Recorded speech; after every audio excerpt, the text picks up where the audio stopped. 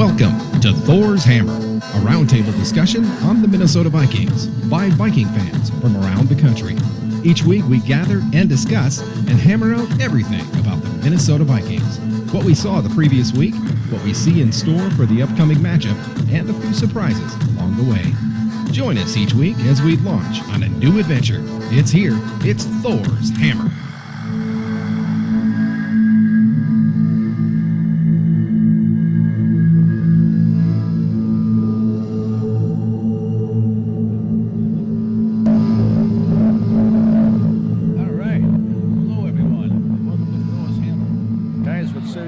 Table, and as usual, we end up waiting for Papa Scott. Sounds good. Let's do it. All right, Erik, you've been doing such a great job getting drinks. We're gonna give you the week off. Jason getting around this week for us. All right. That we can't afford the lawsuit of him hitting on the waitresses. So that's why we're gonna go with Jason this week. All right, we'll grab a table over here and off we go. Jason, I'll take a Screaming Viking. All right. What do you want, Berserker? Rum and Coke. All right. Does everybody know what a Screaming Viking is? Is that not real? There's a mythical drink from the TV show Cheers a long time ago when Woody got fired and Norm wanted to get the new bartender fired because he claimed he can make every drink there is. So he goes, make me a Screaming Viking. Oh, what do you really want to drink? I'll go with a Long Island iced tea. Oh, okay. Thanks, man. I thought it was just my ex-girlfriend. What, Screaming Viking? Yeah. or mythological. A little bit of column A, a little bit of column B. All right. All right. While Jason's getting us our round, we say we jump into this review of our last game against the G-Men, which took place in East Rutherford, New Jersey. The Vikings came out and thoroughly dominated on the road. We don't get to see that too often. Yeah, it was great. Yeah, granted, it was against a weaker opponent, or so they say. I mean, both teams won the game 2-2. But after the week before against the Dread Bears, that our offense was horrible, it was really good to see this team come out the way they did. And who would have thunk it that if the game plan we used against the Giants, we probably could have used against the Bears, we might have won that game too. I mean, what do you think? We saw just screen passes, some off-tackle runs, short, intimate passes. This was like the best game of the year so far overall, I think, offensively. It wasn't as many points as other games, but this was, it had the running game going well, the passing game going well. Cousins looked really good. Cleveland had a great game as well. Yeah, man. It was definitely clicking. I mean, even the linemen were out blocking like they should be. And I don't know if that's due to the Giants their D not being as strong. We can't keep our blockers occupied or what, but it was good. It was good to see. It was much needed, and even though my local station stopped carrying it and I had to watch it on a little computer screen, I still got to see it, and it was good. It was good. I mentioned it was good. It was good. Is that the word of the week now? Good? No, I don't know. Sure, better than pathetic. Oh, damn right. Well, There's your drinks, guys. All right. Awesome. Oh, damn it. All right. Good. Skull. Hold on now. Skull. Oh, that's good. Oh, that's real good. I like the spot already. Good drinks. Alrighty, so Jason, we're just going over the recap of the Giants game and talking how well Cousins, Cook, and Thielen played on offense. Cousins came out throwing the ball. Threw 27 passes, completed 22 of them. That's pretty good. Yeah, it was great to see. The play calling was, I think, made a major difference. I think the whole dramatic, situation that happened was kind of a personally, I think it was directed at Stefanski and Zimmer. to start throwing the ball more and making us less predictable. And I think that's exactly what they did. The running game was still very effective, but when you're able to go out there and you're throwing the ball and you're throwing it often, that's allowing your quarterback and your receivers to get in a rhythm, to get their timing down. Even BC Johnson, I know Thielen had a monster game, but even BC Johnson had 4 catches in this game. It was great to see. Yeah, it's nice to see the ball being thrown around for a while. I mean, correct me if I'm wrong. Last week we sat out in Doyle's, and we mentioned that if the offense has to beat the Bears by doing what we did against the Giants. So is Zimmer listening to the show and he's a week late? We told him, come out and throw some screen passes. He threw a bunch of those to Cook. Some end arounds. You run around the off-tackle runs instead of going up the middle all the time. I mean, Cook is fast enough. Or if not, you had Madison, you had Abdullah. They played pretty good games, all of them. Some short passes to Thielen, short ones to BC. Even Diggs got in a couple for short passes that they turned into good yak, I mean, on offense, the average catch went for 13.9 yards, call it 14 yards. That's pretty good. That's some good, yards after catch. Where was this against the Bears? And the offense against the Bears was absolutely pathetic. Sorry, I brought that word back. But going forward, I mean, you can't talk more about the way they played on Sunday. That was textbook.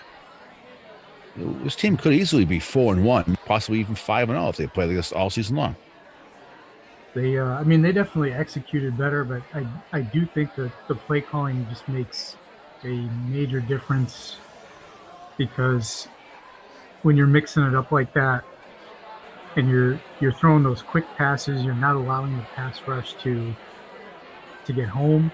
Whereas if you're trying to do those long developing plays, then that's why I didn't understand the game plan against the Bears. But I'm glad they got it figured out, and maybe it took Thielen and Diggs, voicing themselves, and hey, if that galvanized the play caller, then so be it. I hope so. Well, I mean, quickly run over some stats real quick. I mean, passing the ball, Cousins 22 for 26, 306 yards, 2 touchdowns, no interceptions. QBR rating of 69.1. That's a pretty good game for a quarterback. Rushing, you had Cook, who was 21 for 132 yards. That's a 6.3 average. You had Madison, 7 for 52, 7.4 yard average. Abdullah, 3 for 24, an 8 yard average. That's a great game. The team rushed for an average of 6.2 yards a game. Receiving, like we talked about already, Thielen, 7 catches for 130 yards, 2 TDs, 18.6 average. Cook, 6 for 86, 14.3 average. Diggs, 3 for 44. So on. Johnson, 4 for 43.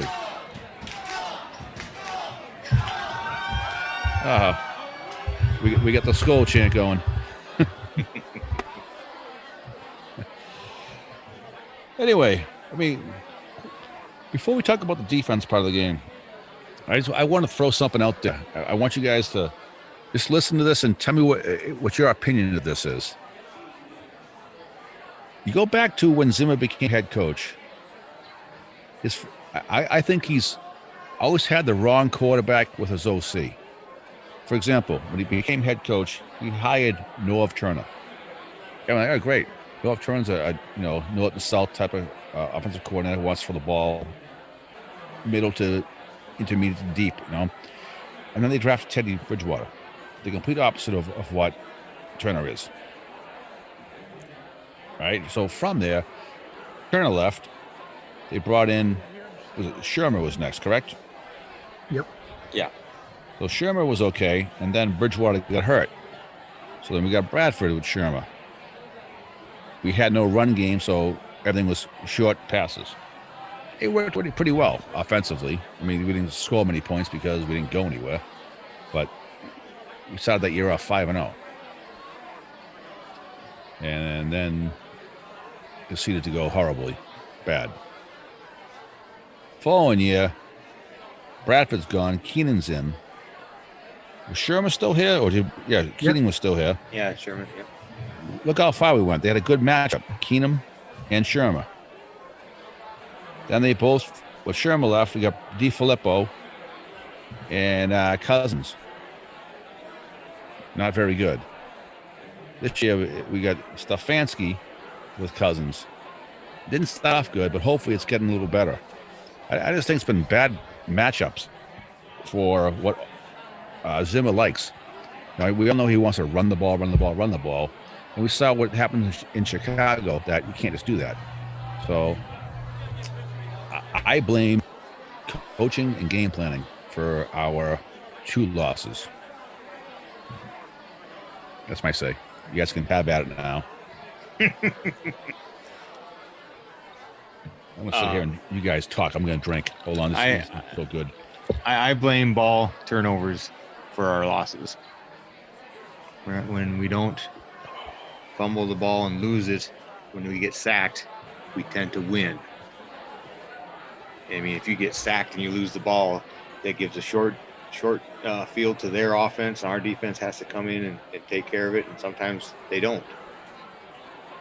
Well, yeah, but if you game plan a little better, that stuff doesn't happen. I mean, like I mentioned at the beginning of the show, the game plan we had against the Giants is probably what the game plan we should have had against the Bears, because it seemed to move the ball pretty well.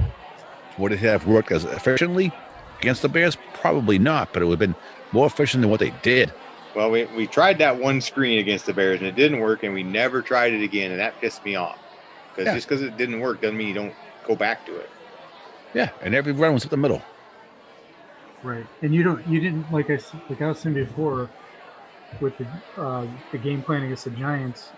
The reason they weren't getting so much pressure with their defense is because they didn't know what was coming. So we were mixing up play calls, and it wasn't just run and pass. It was the passes were short pass, play action pass, long pass.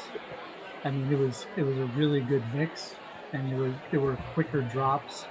There was some shotgun, so he had more time, and they can't just pin the roll back and go, and that will help alleviate, the turnovers. Agreed. There's a lot more shotgun this game. Gee, only if somebody here would have mentioned that previously. and Cook didn't affect his game at all. The guy still averaged over 6 yards a carry. He had a phenomenal game. We kept Cousins, I wouldn't say completely clean, but a lot better than he was against the Bears game. And he had time to survey the field and find his open receiver. That's why he, only had 5 incompletions. That's what you want. You got to give the quarterback's the top guy on their offense. I don't care. He will help a receiver look better. The O-line will help the running backs look better, and so on and so on. But if your quarterback can't find anyone open because he doesn't have time to do it, it goes back to when we had Bradford, who had 0.2 of a second to throw the ball. Right. So you're not going to move the ball very well.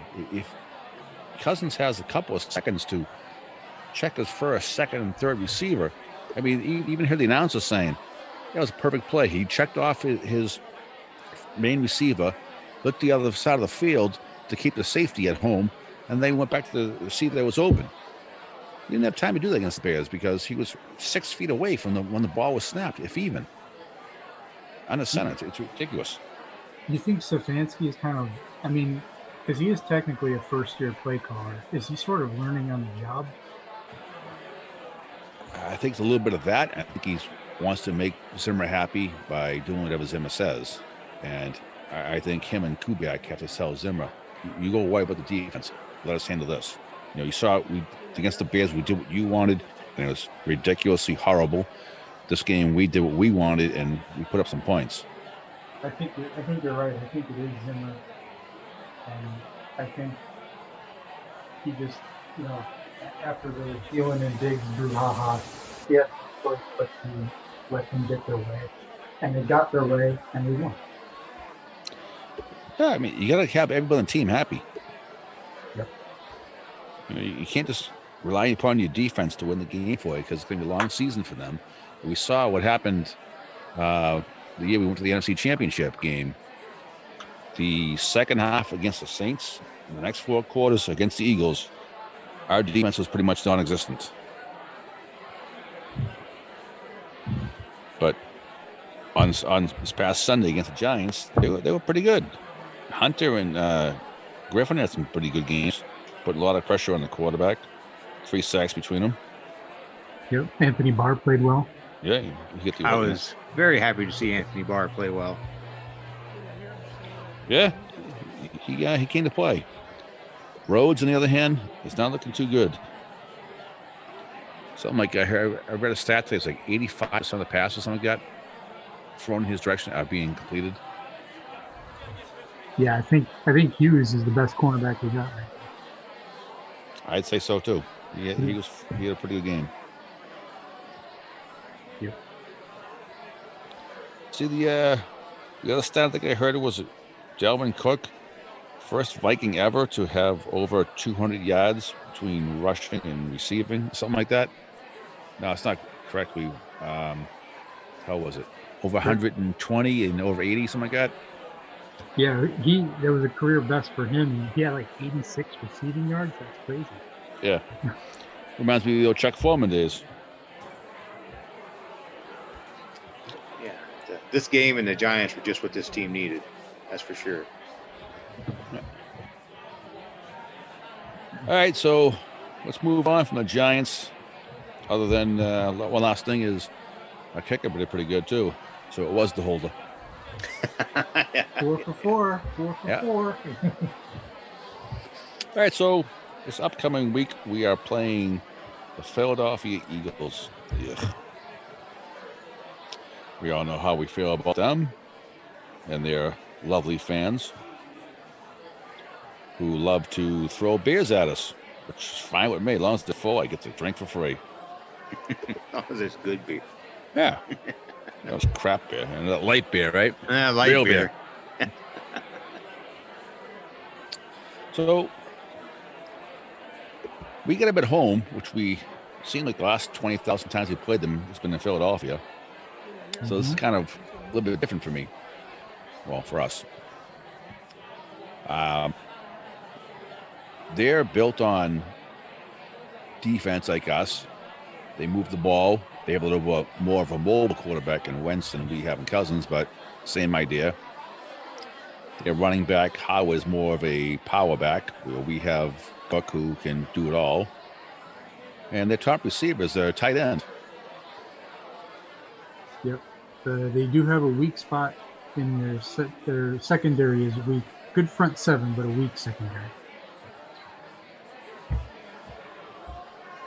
All right. Break it down for me. Give me the floor or the bar table, whatever. Yeah, Jason. Oh, sure. No, I was, after I've been celebrating the Vikings win over the Giants, wearing my Vikings gear all over New Jersey. I made a point to do that the last couple of days. Nice. Everywhere I go. And yeah, so and I'd like to do that in South Jersey with all the Eagles fans too. But no, I mean, I'm looking at the Eagles, and obviously there are some good football players there. You know, Carson Wentz is a pretty good quarterback. They got Jordan Howard, who we know very well. Alshon Jeffrey is a pretty good receiver. Zach Ertz is tight end. But yeah, I mean, like I said, their defense they have a good front seven, but weak in the secondary. So I think Diggs and Thielen will probably be happy about this matchup. I know when we played them last year, we went to Philadelphia and beat them, and both Diggs and Thielen had a really good game. I think we won 23-21. We couldn't run the ball, but Cousins was throwing all over the place. So in this game at home, when we can run and we seem to have got our passing mojo back, as long as we continue to vary the play calling and don't let the Eagles pass rushers just pin their ears back, If we do what we did with the quick passes like we did against the Giants and mixing it up, play action, run, just be varied. And I think our offense can do very well. What concerns me is stopping Jordan Howard because we haven't done that well in the past. Well, that was when he was with the Bears. Yeah. All right, Berserker, you've been quiet today. You still hungover from celebrating? No, I don't like the Eagles. They just seem to cause us problems. Even when we beat them last time out there, it was close. So I'm slightly concerned about their D. Like Spin said, they have a good front seven, and that could be our weakness. We could have problems there if we can't get the ball out quickly. So hopefully that we put a little bit of variable on last week's Giants game and tweak it just enough to where they don't know what's coming, and continue to hit them fast and keep Cousins upright as much as possible and not panicked. Well, to come up with the better game plan. I mean, the game plan that we had against the Giants, Cousins looked confident out there. He didn't look panicked. He didn't the deer in the headlight look he did against the Bears. I mean, he got sacked, I think, 3 times, but he was still fine out there. He got right up. Next play, let's go. Yeah, they marched the ball down the field quite well. Mm-hmm. It was something like 490 yards of offense that game. Yeah. The most ever for a road game in December. So apparently we're on the right track. Apparently. So to me, I know we discussed this the past couple of weeks. It's not just the players on the field. I mean, all the first 15 plays are usually scripted by pretty much every team in the league. The coaches, the head coach and the offensive coordinator have to have a better game plan going into the game. Like they did against our 3 wins. Our offensive game plan was pretty good. I think we scored every time we touched the ball the first time. Right? And we scored the first possession against the Falcons, first against the Raiders, and first against the Giants. I think the Giants was the field goal. Still put the ball on the field and got points. Whereas the game plan against the Packers and Bears, I think Zimmer's playing more not to lose and try to get field position, maybe get the ball up to the 50-yard line, punt it away, and try to tilt the field the other way. He's playing not to lose instead of winning. Could be that those teams know us enough to take things away from us. I mean, we play them twice a year, and they could be seeing something that we give away, and they know what play's coming. Shouldn't the same thing said the other way around then? Well, it should. I mean, we didn't get blown out on either one of those games on our defense, did we? Well, the Packers game was first 3 possessions with touchdowns, 21-0. Yeah. Then we fought the next 3 quarters. Yeah, but we shouldn't. That's the biggest thing. That's the thing about the game planning.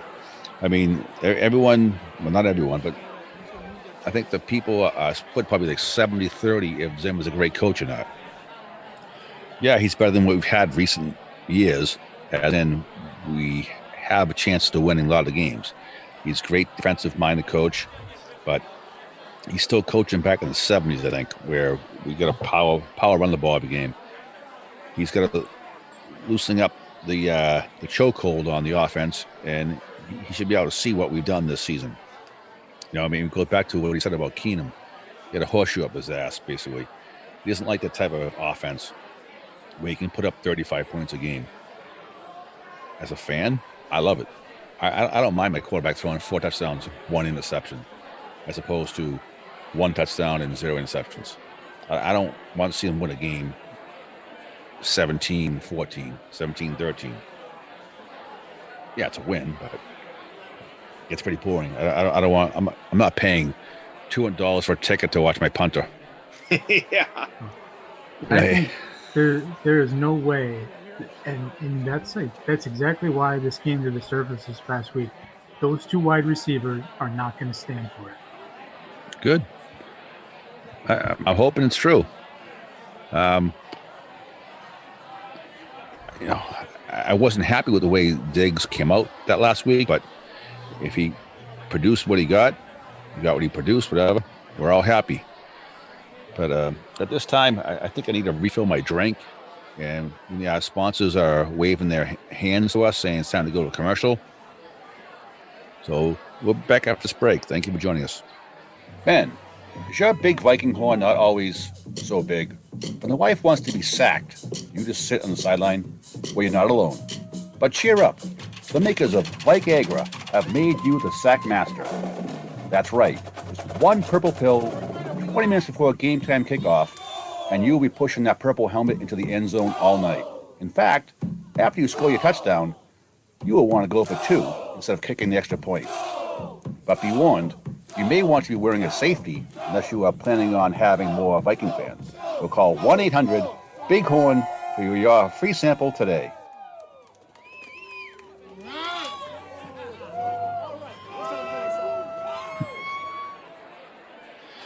All right, thank you. We are back from our sponsors break, and trust me, guys, those purple pills work. Oh, I heard. All right, so we're talking about how the Vikings are going to beat the Eagles this coming Sunday. Jason had his say. Now we're going to go over to Berserker, who's back from a tray full of drinks. One of those better be mine. At least one of you. I thought I already talked about this. So no. These are all mine. No, you can have them. Yeah. All right, I'll take one.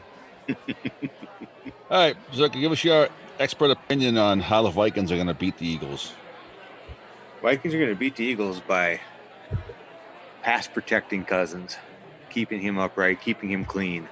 If that doesn't happen, it could be a long afternoon. But we're at home, so there's no such thing as long afternoon at home this season. So far, you're correct. 2 out of 2. So yeah, I think that's what's basically going to come down to is we have to keep the quarterback clean, and unless we just running the ball all the damn time, then we don't have to worry about the quarterback. So we need to keep him clean. Because we're not going to beat them by running it all the time. Put it that way. True. You have to have a good balance of both running and throwing the ball. It's been proven by every team that's ever won a Super Bowl. Mm-hmm. So from there, I agree with both you guys.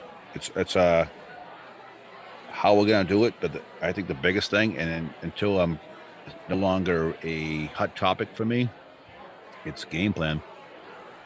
You have to set your quarterback up and put him in a position to be successful. That's what a coach's job is. That's what an offensive coordinator's job is. Instead of, always finding your team's strength or your player's strength, find the other team's weakness. And it's really, I hate saying it, but the Patriot way. I trust me, I hate saying that. But that's how they attack every team. They don't look at okay, Adam Thielen is my best wide receiver on the team, so we're going to throw the ball to him. No. They look at the other team's defense. For example, if the slot defender is their weak point, well, the slot receiver is getting the most balls that day. If the following week it's the run against is bad, they run the ball. That's what's got to be done. Yeah.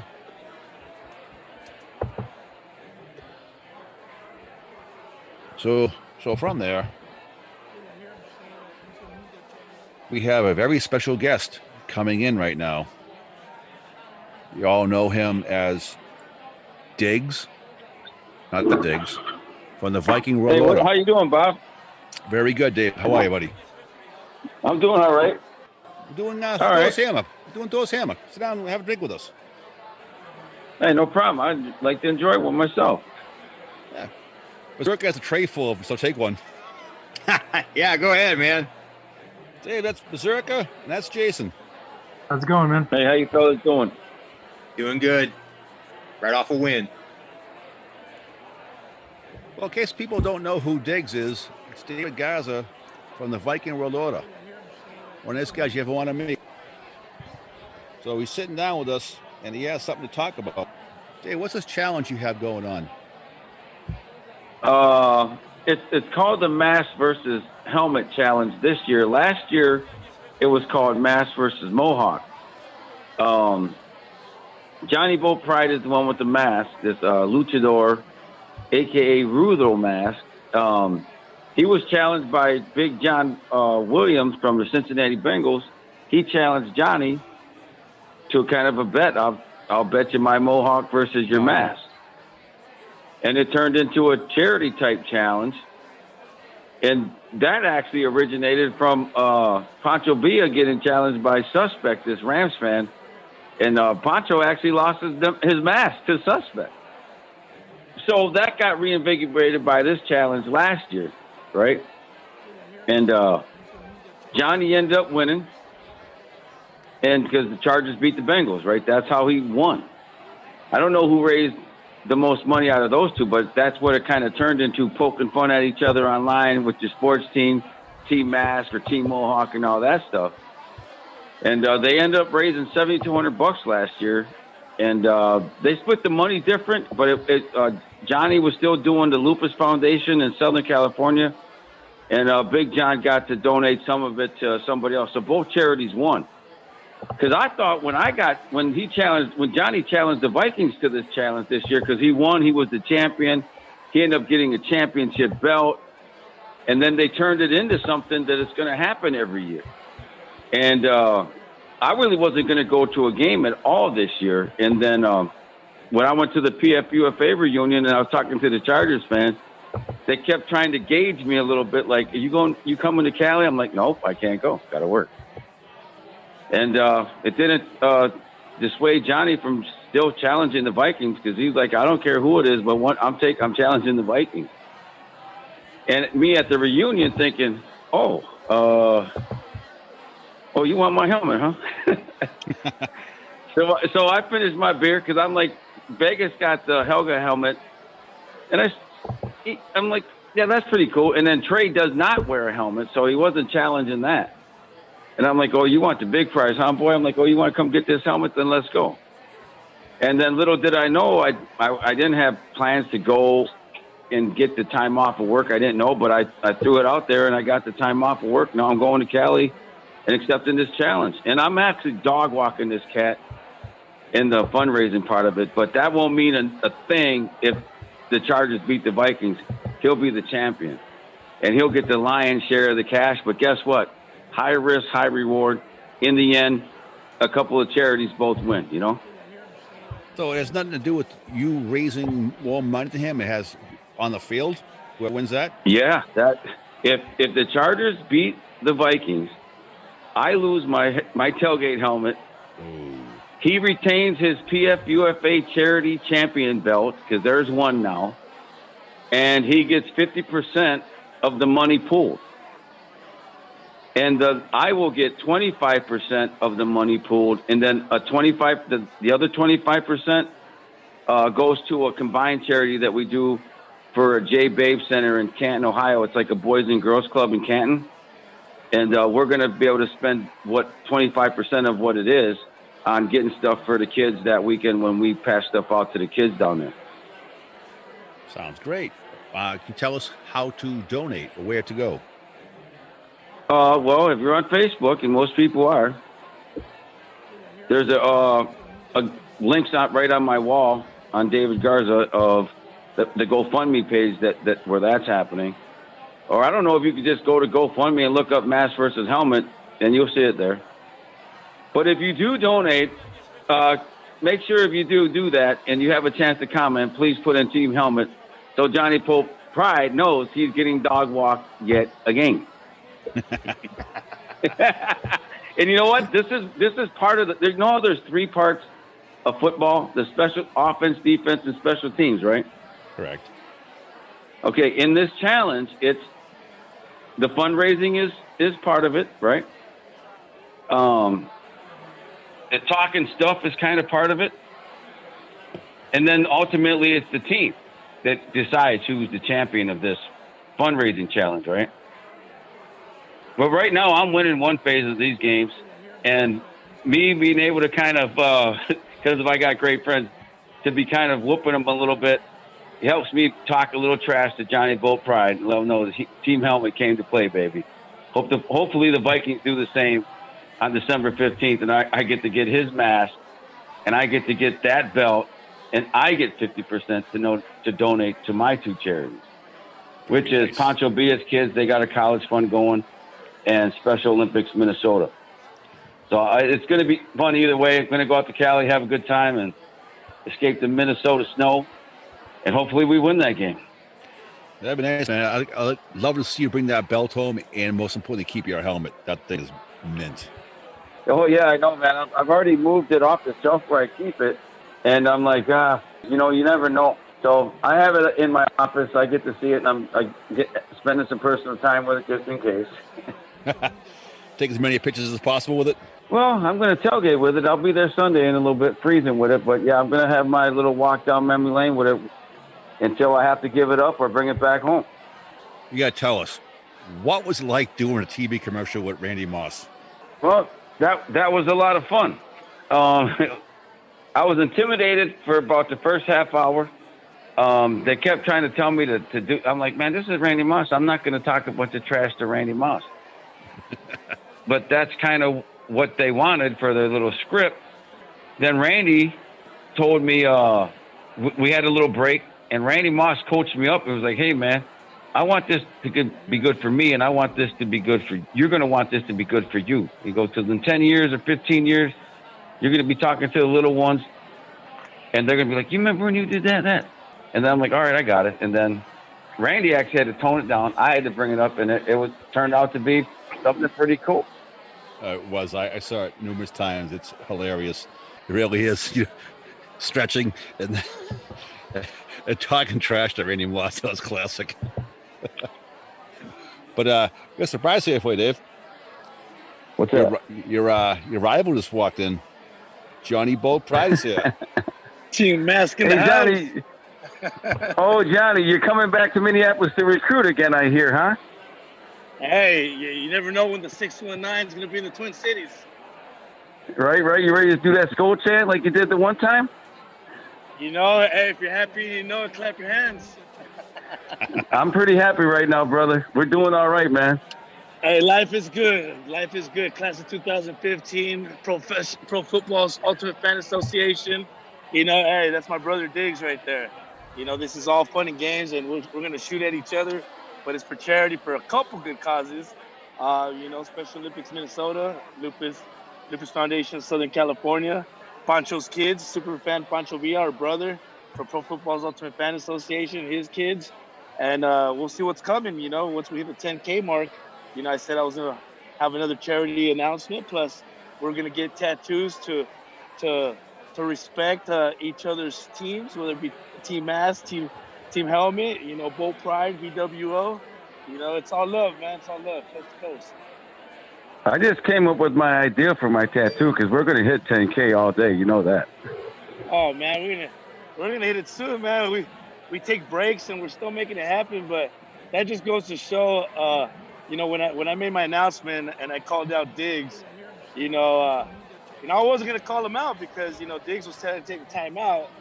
Then I thought about it, and I was trying to take a time out when Big John called me out last year for the Mask versus Mohawk. So you know what?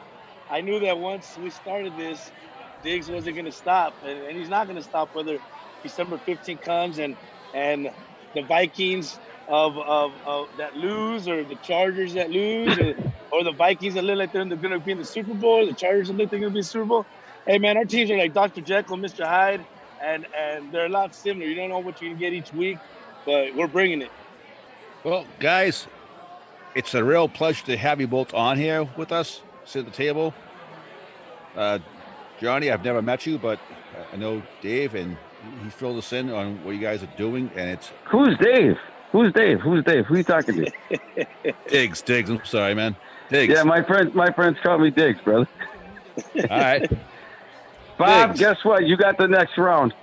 All right, I got it. We drink from Hey, pitcher? Johnny, see, that's a finable offense, right? You know what? I'm learning about these finable offenses. I think for too many years I've always been don't threaten me with a good time that I forget to find everybody else and just find myself. Well, Diggs, I know you don't Hey, fight. brother, hey. No, I don't fight, but I do fine. And if you do something wrong, then you got to go click the GoFundMe link and donate $10 each fine. If I fine you, it's $10. All So right. be careful. Tread lightly. Now, if you're going to go walk a dog, you better be right. You better open up your wallet, because I've done a couple of videos where I'm walking the dog talking shit, and I'm like, oh, I probably got to go pay $20 for that. But that's the fun part about this charity, man. We're just enjoying it. But guys, what you guys are doing is very commendable. It's amazing, and keep it up, because someone has to do it. And Johnny, I just met you talking right now, and for Diggs, I've known for a little while now, and I don't think we can find two better people to keep this going. So thank you guys for what you do. Appreciate it very much. And don't be shy. Click that button. Anybody got fundraising ideas? We take them all. Oh, and not only that, we help each other. We talk the talk, but Diggs be belling me stuff, and I'll be like, damn, this guy doesn't let me take a break. But I love every minute of it. And Bob, I just raffled off a helmet. Speaking of team helmet, and Johnny jumped into it and put a couple entries in to try to win a Randy Moss and Dante Culpepper helmet. He didn't win, and I hope he doesn't win in December. But that's the kind of brotherhood that's happening, and we're both supporting each other in our charities, and we're definitely finding the shit out of each other. That's for sure. I have more fines than Johnny, by the way, because I've been talking a lot of stuff. I'm sure you guys are going to have a hell of a weekend out there. As soon as Diggs lands, he's going to take the Southern Cali route all the way from Tijuana all the way down to Carson, California.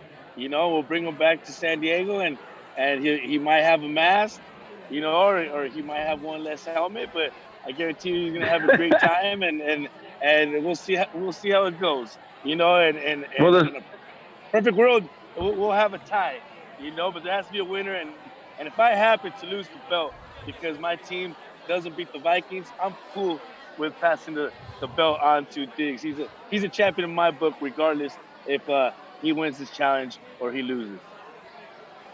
I raise my glass to both you guys. Skol. I want to raise a glass to both of us too. Johnny, you're a kick-ass brother. I love you, man. Hey, you're my brother. There's no mistaking it. The teams go at it on the field, but it's fan unity, and if you guys come down to Carson, I wish we were still in San Diego, but that's another story for another day, and next year to Inglewood, Diggs sends you our way, you guys will be taken care of. It's all love. All right, guys. Last time, that website?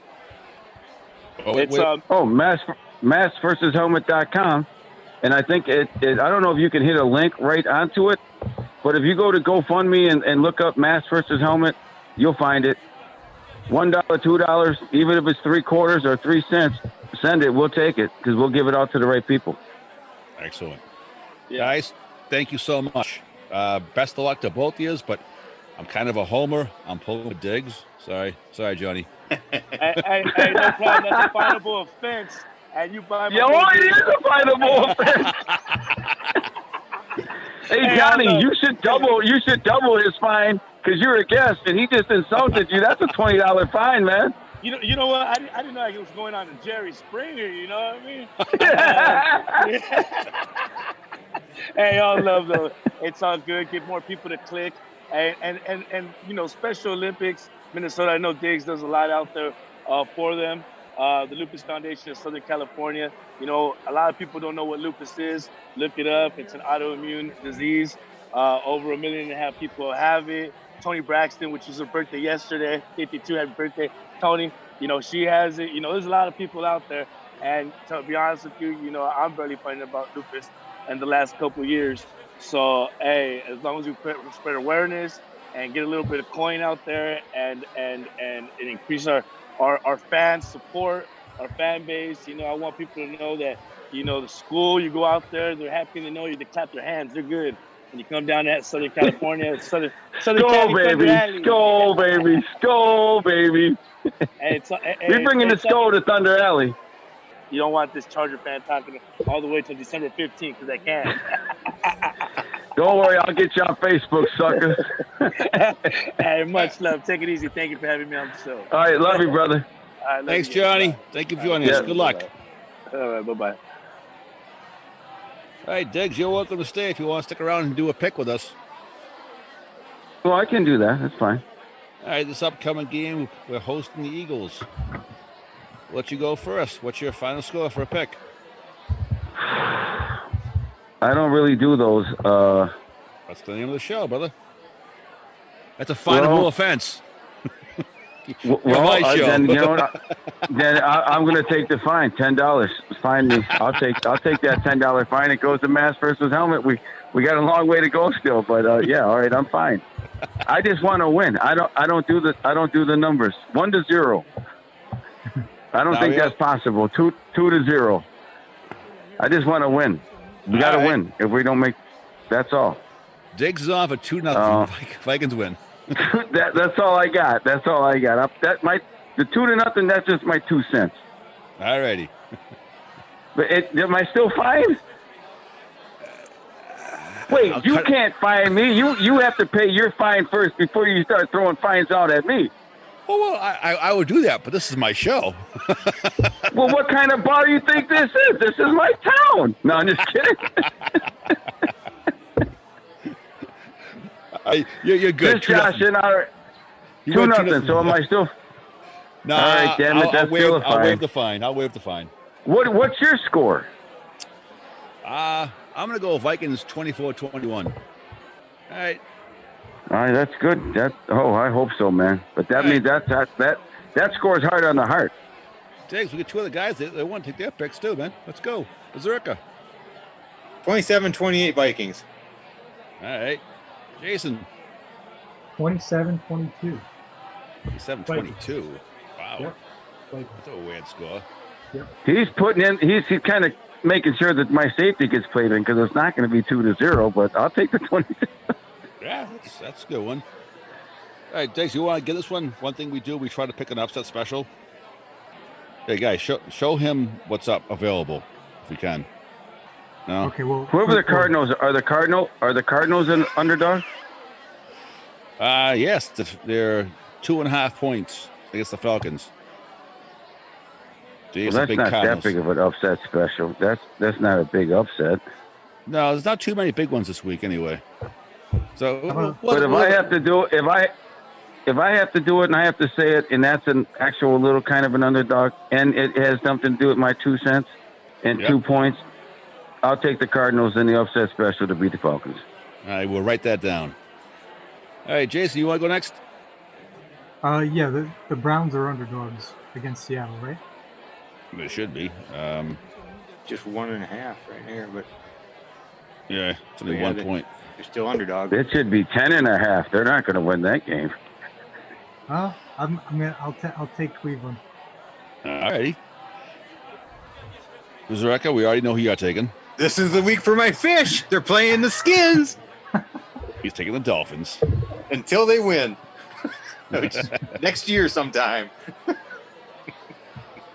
My answer special, I'm taking the 49ers over the Rams. The show's All always right, Bob, but I got to get out of here too, man. My cab's here. I got to get on my Uber. Cab's here. All right. Hey, thanks for joining us, Diggs. We'll see you soon. All right, brother. Good seeing you again, man. You too, man. Talk soon. All right, peace. Well, that was an unaccepted. Strength's pretty good. Unexpected surprise. What could happen a lot when we're sitting in these bars that people frequent that come in and know us. That was great. It was great seeing Diggs again. So donate and cheer him on. Any last words, guys? 4-2. Beat the Eagles.